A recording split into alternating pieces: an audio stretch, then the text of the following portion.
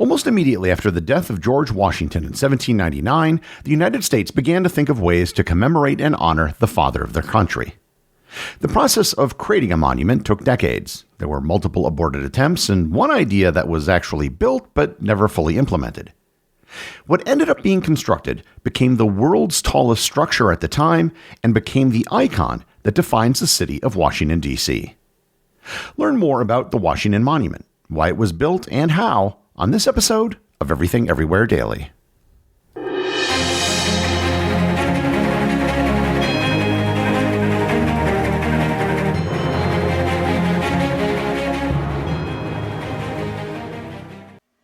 This podcast is brought to you in part by Stash. So you want to start investing but have no idea where to begin. Stash makes it easy. Stash isn't just another investing app. It's a registered investment advisor that combines automated investing with expert guidance. So you don't have to worry about figuring it out on your own. You can choose from personalized investments or let Stash's award-winning smart portfolio do the work for you. With Stash, investing doesn't feel like gambling. It's simple, smart, and stress-free, so your money can finally start working as hard as you do. Get access to world-class financial advice with personalized guidance for just a $3 monthly subscription. Stash has already helped millions of Americans reach their financial goals. Don't let your money sit around. Put it to work with Stash. Go to get.stash.com/everything to see how you can receive $25 towards your first stock purchase and to view important disclosures.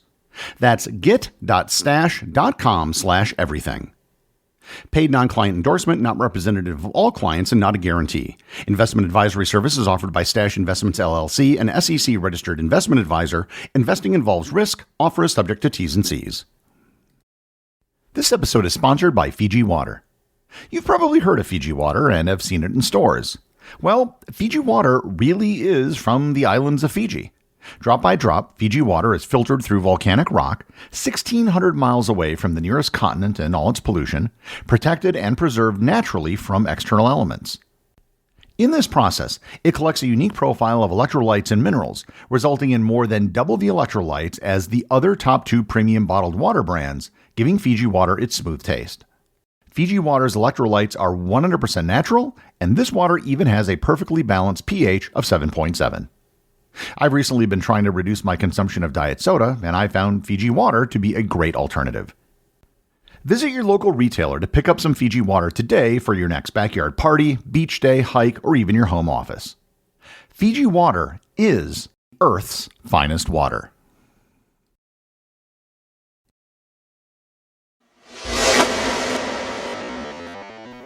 It's hard to express just how revered George Washington was in the early United States. Washington led the Continental Army, which won independence for the country. After achieving victory, he retired to a plantation in Virginia. Then he was elected president of the Constitutional Convention, and when the time came to select the first president of the country, he was the only person whom everyone could agree on. He was literally the only person to be elected unanimously by the Electoral College, and he did so twice. Then, after being made the most powerful man in the country, he voluntarily again stepped away from power, which established a precedent that lasted for 150 years. His willingness to step away from power earned him the nickname the American Cincinnatus, after the ancient Roman who retired to his farm after being given the power of a dictator. Even before his death in 1799, there were efforts to memorialize the man.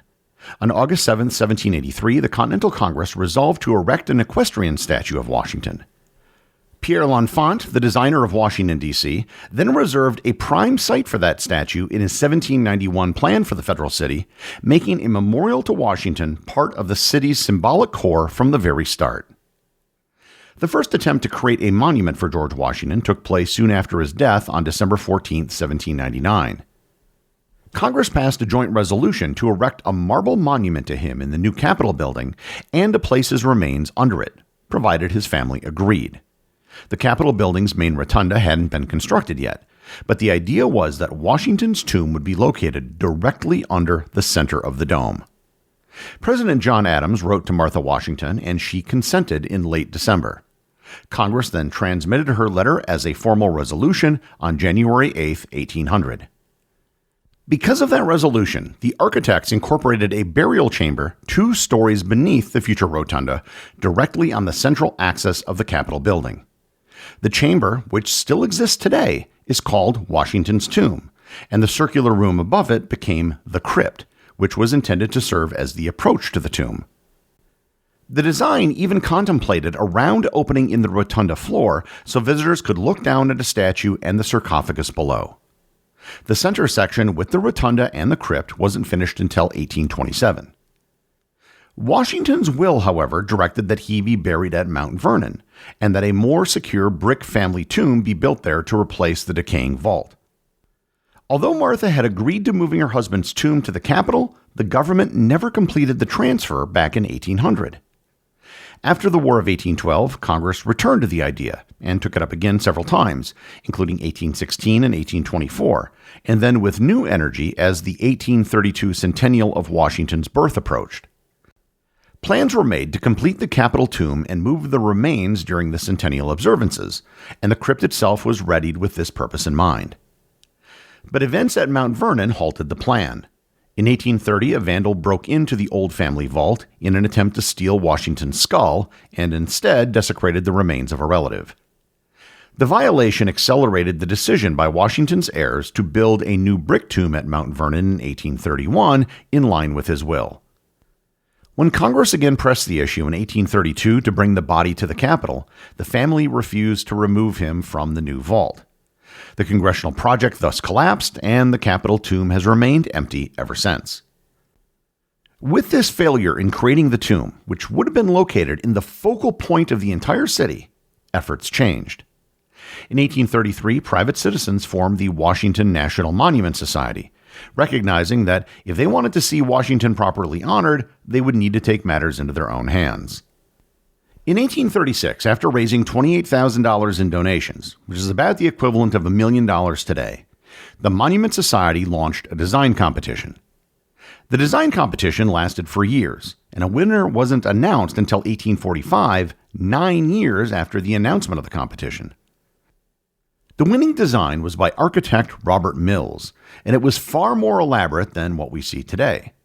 It included the current obelisk, but was surrounded by a massive circular colonnade 250 feet in diameter and 100 feet high.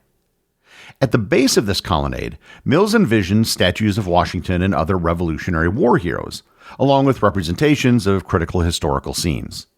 The obelisk itself would rise from the center of this classic temple-like structure to an unheard-of height of 600 feet. This design reflected the neoclassical movement that dominated early American architecture, such as the Capitol building or the White House. Americans in the 1840s were consciously trying to connect their new republic to the democratic ideals of ancient Greece and Rome. The colonnade would have made the Washington Monument resemble the great temples of antiquity, positioning Washington alongside history's greatest leaders. However, other proposals were submitted that reflected different philosophical approaches. Some advocated for a more modest memorial, arguing that Washington himself would have preferred simplicity over grandeur. And others proposed practical structures like a great hall or library that could serve public functions while honoring Washington's memory. Work began in 1848 with great fanfare, but the project would face numerous obstacles. Initially, funding came entirely from private donations. The Monument Society organized elaborate fundraising campaigns, asking for contributions as small as $1 to make the project truly national in scope. This democratic approach to fundraising was revolutionary. Previous monuments were typically funded by wealthy patrons or governments. The society wanted every American to have ownership in honoring Washington. The construction process itself was remarkably ambitious for its time. Workers had to dig the foundation 37 feet deep and 80 feet square just to support the massive weight of the obelisk. The stones came from several quarries, each leaving its mark on the monument's appearance. In 1854, members of the anti-Catholic, anti-immigrant Know Nothing Party seized control of the Monument Society in a nighttime coup. Their motivation was partly religious prejudice. Pope Pius IX had donated a block of marble from the Temple of Concord in Rome, and the Know-Nothings viewed this as papal interference in American affairs. They actually stole and destroyed the papal stone, throwing the pieces into the Potomac River. And fun fact, in 1982, John Paul II donated a replacement stone, which was installed in the stairwell at about the 300-foot level. This incident effectively killed private fundraising. Many Americans were disgusted by the Know-Nothing's actions, and donations dried up. Construction limped along until 1854, reaching only 152 feet before grinding to a halt. For over 20 years, the unfinished monument stood as a stark reminder of the nation's division. You can actually see colored bands in the completed obelisk that mark the periods where construction resumed, with different stone from different sources. In 1876, as America celebrated its centennial, Congress finally appropriated federal funds to complete the monument. This shift from private to public funding reflected a new understanding of the federal government's role in promoting national unity and honoring the country's heroes. The engineering challenges of resuming construction after such a long hiatus were immense. The Army Corps of Engineers, led by Lieutenant Colonel Thomas Casey, had to strengthen the existing foundation and figure out how to seamlessly continue construction with the original design while incorporating new engineering knowledge. They discovered that the original foundation was insufficient for the planned height and had to reinforce it extensively. The final design simplified Mills' original concept significantly. Gone was the elaborate colonnade, just leaving the stark obelisk that we know today. The change wasn't just about reducing costs. It reflected how American tastes had changed since the start of the project, which now favored cleaner, more austere designs. The simple obelisk actually proved more powerful than Mills' busy original concept, creating an unadored monument that lets Washington's memory speak for itself. The monument structure is all in stone, with an internal iron frame which supports the stairs and the elevator, but not the masonry. The facing is white marble over granite backing sitting on a bluestone gneiss foundation. Inside are nearly 200,000 commemorative stones donated by states, cities, fraternal orders, and foreign governments, a fundraising device that turned the interior into a national gallery of inscriptions and materials. On December 6, 1884, workers placed the small marble capstone and topped it with an 8.9-inch, 100-ounce pyramid of cast aluminum. Inscribed on its east face were the Latin words Laus Deo, which means praise God. And if you remember back to my episode on aluminum, at the time, aluminum was actually the most expensive metal on Earth. The completed monument, dedicated in 1885, stands at 555 feet, 5 1/8 inches, and was the world's tallest structure until the Eiffel Tower surpassed it in 1889. It should be noted that when Pierre L'Enfant designed the city of Washington, he had centered the original Washington statue where the axis from the White House met the axis from the Capitol. When engineers tested the soil there in the 19th century, the spot proved unstable, so the monument was shifted about 390 feet east-southeast. That original point is marked today by what's called the Jefferson Pier, which is a small stone block that defines one of the principal meridians around the city of Washington. In 1901, the monument was electrified, and an electric elevator replaced the old steam elevator. The 1922 dedication of the Lincoln Memorial created an interesting dynamic.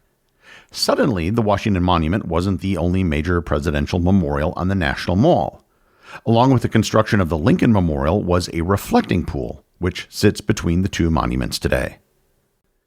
In 1998, the National Park Service began a top-to-bottom restoration of the Washington Monument that ran into the early 2000s, addressing a century of weathering by cleaning the exterior, patching masonry, and sealing cracks, along with mechanical and exhibit updates. The obelisk was wrapped in a custom scaffolding that traced its profile and was sheathed in a blue translucent scrim. On September 7, 2004, the monument was closed yet again, this time for the addition of new security features, before being opened in April of 2005. In August of 2011, a 5.8 magnitude earthquake centered in Virginia created cracks in the monument's stone and loosened mortar, damage that forced another 3-year closure for repairs. The Washington Monument has become one of the iconic symbols of the city of Washington, D.C., yet its path to icon status was a long one. It wasn't built on the original site designated by Pierre L'Enfant, and the final construction didn't quite look like what Roger Mills had designed. Construction took decades to start and was paused for decades more before its final completion. But the end result is a monument to the man who was primarily responsible for the independence of the United States, who guided it through its earliest years in the city that bears his name, George Washington. The executive producer of Everything Everywhere Daily is Charles Daniel. The associate producers are Austin Oetken and Cameron Kieffer. My big thanks go to everyone who supports the show over on Patreon. Your support helps make this podcast possible. And I also want to remind everyone about the community groups on Facebook and Discord. That's where everything happens that's outside the podcast, and links to those are available in the show notes. As always, if you leave a review on any major podcast app or in the above community groups, you too can have it read on the show.